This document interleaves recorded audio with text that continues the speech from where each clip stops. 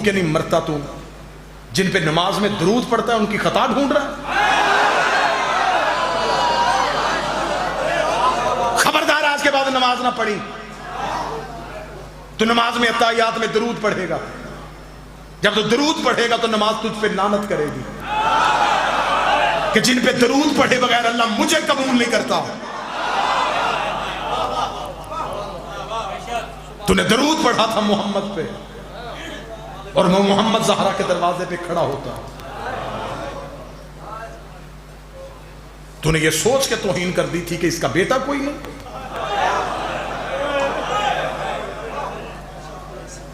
ڈوب کے مر جاؤ، تمہارے اندر کی بھڑاس ختم نہیں ہوئی؟ تم نے 4 گھنٹے دربار میں کھڑا کیے رکھا ہے محمد کی بیٹی۔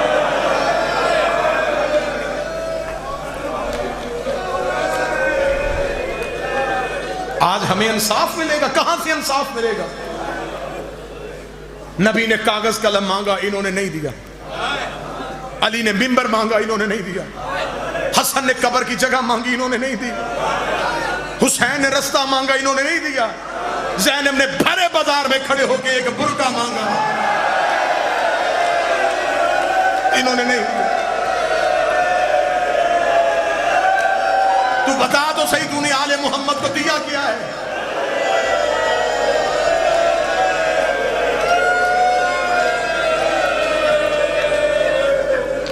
چودہ 1400 سال ہو گئے ہمیں، بہنیں بیٹیاں لے کے سڑکوں پہ آ جاتے ہیں،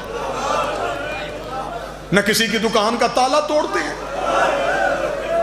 نہ کسی کے گھر کو آگ لگاتے ہیں، اپنی بہنیں بیٹیاں لے کے گلیوں میں ہائے حسین کہتے تھے۔ موت کے ڈر میں ہم نے مجلسیں کروائی ہیں، ہم نے جنازے کاندھوں پہ اٹھوائے ہیں۔ حیا کرو، حیا کرو، اب تو محمد کی بیٹی پہ ظلم چھوڑ دو۔ کتنا ظلم کیا تم نے محمد کی بیٹی پہ، تم نے اسے بابے کے بعد رونے نہیں دیا، تم نے اسے دربار سے خالی بھیجا، تم نے اس کا دروازہ جلایا، جس درخت کے نیچے بیٹھ کے روتی تھی تم نے وہ درخت کاٹا، جس چھت کے نیچے بیٹھ کے روتی تھی تم نے وہ چھت گرائی۔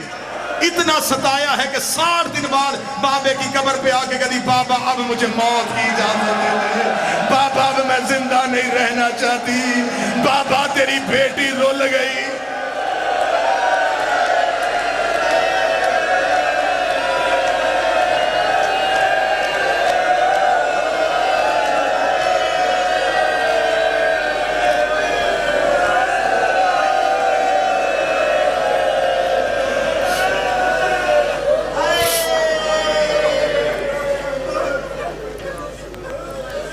پیر ساگر شاہ جی 2014 میں نے بی بی کا مقدمہ پڑھ کے میں نے قید کاٹی ہے، میں نے 6.5 ماہ سزائے موت کی کوٹری کاٹی ہے بی بی کا مقدمہ پڑھ کے۔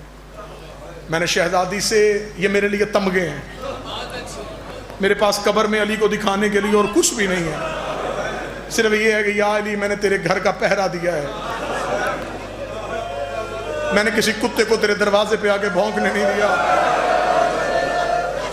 میں 2014 میں جیل میں تھا جب گوجرا شہر کے ایک عیسائی میاں بیوی دونوں کو قتل کے مقدمہ میں جیل ٹرائل میں سزائے موت ہوئی۔ میں ملاقات کے لیے ڈپٹی سپرنٹینڈنٹ کے کمرے میں بیٹھا تھا، جب ان کو سزائے موت کے بعد اندر چھوڑ کے آنے لگے نا، تو جو عیسائی تھا اس کے ہاتھوں میں ہتھکڑیاں تھیں، ساتھ ساتھ اس کی بیوی جا رہی تھی۔ تو میں نے ڈپٹی سپرنٹینڈنٹ سے پوچھا، میں نے کہا یہ کون؟ اس نے کہا یہ میاں بیوی ہیں، انہیں آج سزائے موت ہو گئی ہے۔ میں نے کہا جی سچ مچ انہوں نے قتل کیا تھا؟ انہوں نے کہا سچ مچ دونوں نے قتل کیا تھا۔ تو میں نے کہا یہ بیوی؟ اس نے کہا یہ بھی اب جیل میں جائے گی۔ میں نے فوراً کہا، میں نے کہا مرد کے ہاتھوں میں ہتھکڑیاں ہیں،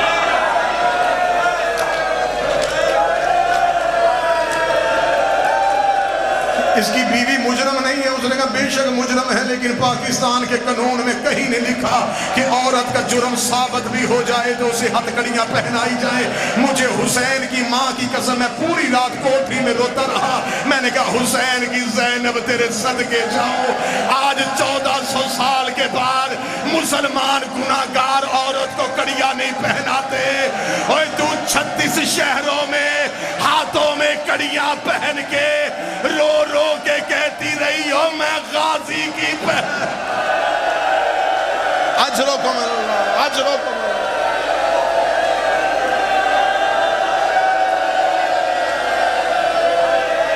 بڑا عرصہ ہم چپ رہے، ہم نے نہیں سنائی تمہیں زہرا کی غربت.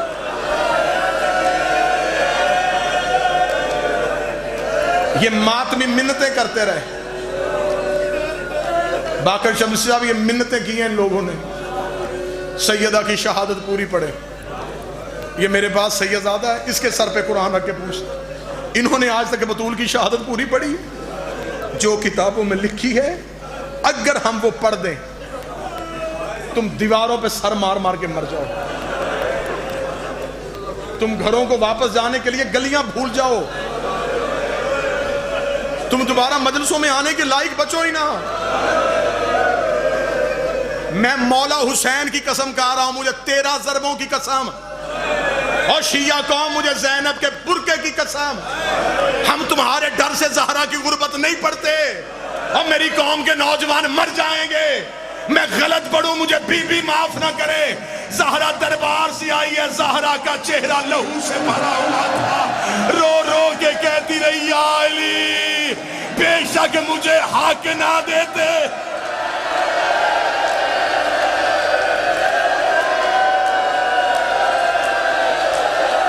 چہرہ زخمی کیا انہوں نے محمد کی بیٹی کو. آج ہم سے کہتے ہو عزت کرو ان کی، گردن کاٹ میری. نہیں عزت کروں گا میں بطول کے قاتل کی.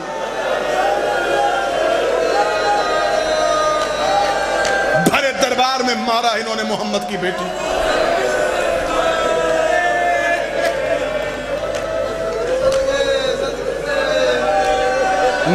دکھ کھول کھول کے پڑھوں مر جاؤ.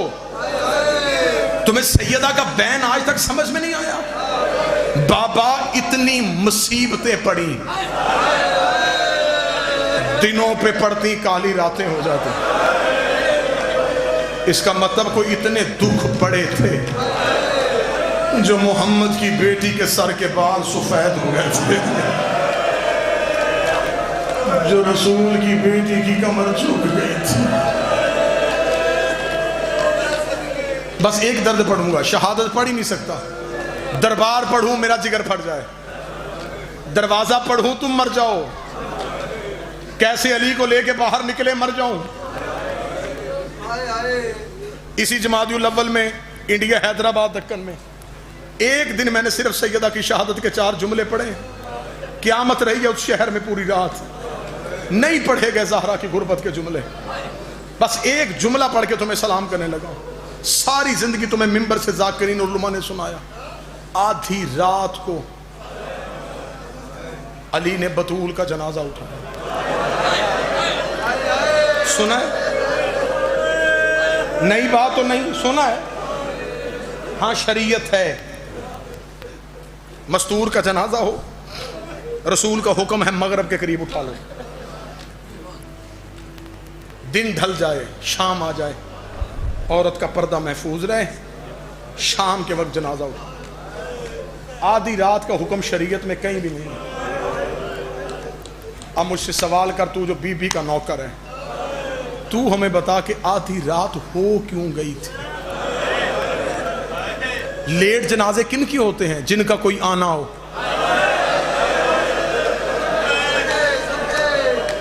اس لیے دیر سے ہوتے ہیں نا جنازے، کہ جنازہ اس لیے دیر سے ہوا مہمان دور سے آ رہے ہیں. جب زہرا کے جنازے پہ جانا بھی کسی نے نہیں تھا، قبرستان بھی دور نہیں تھا، دروازہ کھولو تو وہ سامنے قبرستان تھا. پھر علی کو دیر کیوں ہوئی؟ جو سید بیٹھے ہو، یہ میں معافی پہلے مانگ رہا ہوں. ایک درد کھولنے لگا ہوں ملتان میں، یہ میرے بدے ہاتھ مجھے نوکر سمجھ کے، زنجیر زن سمجھ کے، شبیر کا مات بھی سمجھ کے، تمہارا ادنا سا غلام سمجھ کے مجھے جملہ معاف کر دو. یہ ممبر پہ سیدزادہ بیٹھا، میں نے اس سے معافی مانگی. میں غلط پڑھوں مجھے بی بی معاف نہ کرے. آدھی رات علی کو ہوئی کیوں تھی؟ آقا دمشقی کہتے ہیں کہ مغربین کے بعد علی نے بیٹوں سے کہا ماں کا جنازہ اٹھاؤ. بیٹوں نے ماں کا جنازہ اٹھایا. دروازے پہ آ کر علی نے کہا جنازہ حجرے میں واپس لے جاؤ. جنازہ حجرے میں چلا گیا. بیٹے ماں کی جنازے پہ بیٹھے رہے, علی دروازے پہ بیٹھا رہا.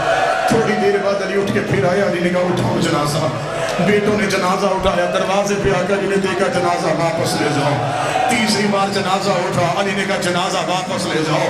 جب چوتھی بار جنازہ اٹھا, حسن نے باپ کے قدموں پہ ہاتھ رکھے گا بابا اگر دفنانا نہیں ہے پھر اٹھانے کا کیوں کہتا ہے. آواز آئی حسین کو ماں کے مصلے پہ چھوڑ گیا, زینب کو ماں کی میت پہ چھوڑ گیا, تو اکیلا میرے ساتھ آ, میں تجھے بتاؤں میں کتنا غریب ہو گیا ہوں. حسن بابے کے ساتھ گیا. علی نے گھر کا دروازہ کھولا. دروازے پہ 18 بدماش ناچ ناچ کے کہہ رہے تھے تو نے ہمارے مردوں کو مارا, ہم نے تیری مزدور کو مارا. لالی زہرا کا جنازہ. علی لوگ کے کہہ رہے تھے اوے میری زینب مر جائے گی, اوے میری بیٹیاں مر جائے.